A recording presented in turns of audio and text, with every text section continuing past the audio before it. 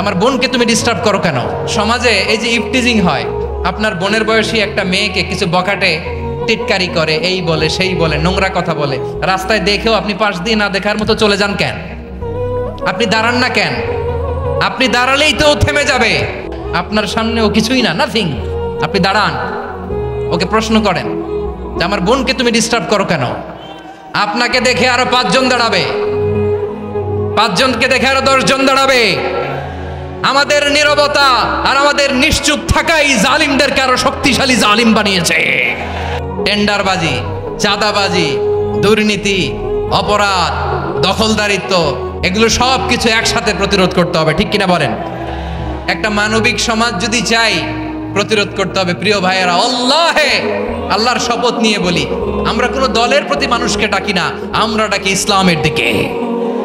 সব দলের, সব মতের, সব মানুষদেরকে আমরা আহ্বান জানাই, আসুন আমরা একটা সুন্দর সমাজ বিনির্মাণ করি। এই যে নতুন বাংলাদেশের এক সুযোগ এসেছে, আর জীবনে হয়তো আসবে না, সামনের 100 বছরে এই সময় আসবে না। আসুন দেশটাকে আমরা সাজাই, আসুন আমরা দুর্নীতি বন্ধ করি, চাঁদাবাজি বন্ধ করি, এক দল আরেক দলকে নিশ্চিহ্ন করার যে রাজনীতি, এটা বন্ধ করি। সব দলের প্রতি আমার আহ্বান।